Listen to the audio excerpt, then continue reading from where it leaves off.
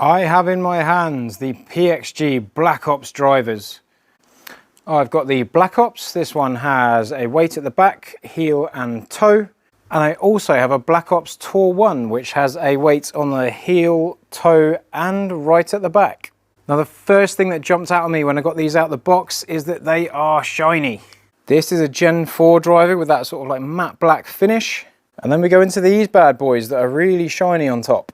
I'm not quite convinced yet as to whether I like that or don't mind it. I don't know yet. If the ball data is very healthy, then I'll probably get used to it. But I'm going to kick things off with the Black Ops. This is the one with the 3 weights that are quite wide apart. We've got a much wider variance heel and toe on these weights. And in the past, that's shown really good variance left to right. When we put the heavier weight in the heel and the toe, we get a good difference. So I'll do that in a separate video. But we've got it at 9 degrees on standard loft setting. And I've got a stiff Cypher 50 6.0. And just to be in keeping with the brand, I've got PXG glove and the PXG Extreme golf ball. When I was ordering these drivers, I did notice that the shaft choice is exactly the same as a last year's model of driver. There's nothing new in the spectrum. And even in this Cypher shaft that we get as standard with no upcharge, Callaway have got the Cypher 2.0. So this is a new updated version of the shaft in the Callaway. But let's give this a bash.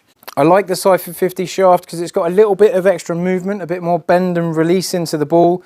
It's also counterbalanced, so we've got a bit more weight up this end of the shaft, which means that we can let the head be lighter and go through faster, which helps hit it higher and lefter in general. But without further ado, what does it do? Oh, it's got a nice big cracky noise to it. Felt pretty solid off the face. First shot is 334, pretty straight. That did make a lot of noise. Well, that's a good start. On this shiny detail, we do get some we do show up like discoloration. So when you get some smudges on there, you can see it in the light a lot more than you would on a matte finish head. But if you get your top and you give that a little scrub, it comes out nice and shiny and looks spick and span. Launch was good, backspin was good. Efficiency 1.46. Now that was high and on the toe. So it'd be interesting to see how much ball speed I've lost on that strike. We're still doing all right. We're over 320, 336, nice. Now in my initial testing, I wasn't overly impressed with this driver.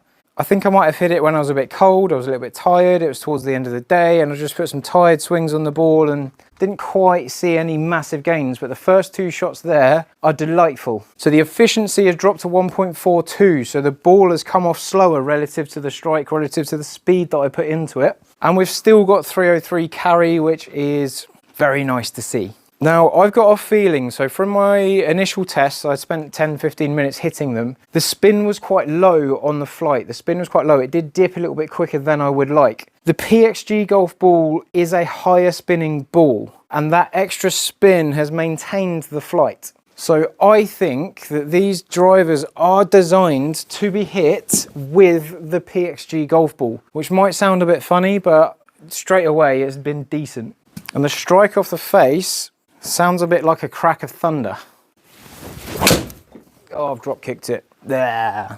And that was most certainly not the club. Okay, got 8 up on it. Still efficiency really good, so the rebound off the face was nice. One of the things they're shouting about on these drivers is that 10K MOI, so that really high moment of inertia. When you hit the ball off center, it's not twisting and deflecting as much as other drivers might. But it's also, there's 5K limit left to right, but we've also got the up and down moment of inertia that builds into that 10K overall. And normally with the drivers that I've hit so far that are around that 10K mark, ball speed's maintained very well. And I have to say, it feels like a very straight driver. That one not quite so long, but it's still running out. 315, nice on a medium, good shot. Efficiency 1.46, so that is maintaining quite high. I have looked at these Cypher 50 shafts in the past and compared them to the Autoflex, because I feel like you've got that extra little bit of bend and release that helps launch the ball that little bit faster, a little bit easier to get it airborne, but without compromising too much stability. They're quite low torque towards the bottom and not overly heavy, so that's lovely. Right, one more with this and then I'm going to go to the Tour 1. Well, that is a lot better than yesterday's test. just leaked out to the right a little bit, didn't quite release. I've still got over 300. It's all right. Spin crept up a little bit higher on that one because the face was more open. I'm just going to hit one with the Srixon Z-Star XV just to see if there's a difference in anything dramatically if I do use a ball that's not a PXG ball. Good contact on the face. No, it's staying in the air fairly good. Oh, I've pulled it about 3 yards. 331, nice. That head does feel super forgiving and quite straight. I've hit one shot really offline there, but that's ultimately completely my fault. The rest of them have actually stayed quite straight. Testament to that extra forgiveness built into the head. But let's go into the PXG Black Ops Tour 1. I've also got this in 9 degrees. The shaft I've got here is the Tensai White in an X-Flex 65 gram. And I've done that because it's a stiffer, less twisty shaft to suit that tour spec head. It is designed to launch lower, spin lower, and I've got a shaft that matches those dynamics. Let's get back to that PXG ball. So this is the Black Ops driver, and it's got quite a big footprint on top of the clubs when it sits behind the ball. If I then flick you to the Black Ops Tour 1, it's a much smaller profile. It doesn't have as much footprint behind that golf ball. It looks a lot more sleek. But it will be interesting to see what happens when I play around with the big heavyweight at the back. We've got one heavyweight in here. I want to play around with that in the front in another video later on. So do subscribe if you want to see that. Big crack of a whip. Turning over a bit more, a little bit less spinny, a bit more dippy. Efficiency 1.47, which is nice and healthy. Finished at 313, but 40 yards offline. There we go, a little bit straighter. It's getting out there. 296 carry. Rocking up to 321. 1.46 efficiency. I feel like these drivers have come alive since going to this PXG golf ball for what it's worth. But I am finding this easier to turn over left. Could be shaft combo, could be anything. But I'm not getting as much out of the Tour 1. Now, I've hit a lot of golf clubs, I've done a lot of reviews. I feel like this driver wants me to hit a fade. I feel like it wants me to play for a fade, and I might get that sort of like low spinning fade that keeps going forward. Sometimes if you hit a fade, it spins more. If you hit a draw, it spins less, goes further. So let's hit a couple of them, because that last one was 1300 backspin, which is by all means too low. Let's go for that high fade feeling. A little bit off the heel, so that's going to encourage it. Might get it to spin a bit more, 2,700, okay. Bit more out the center of the face, not quite fading.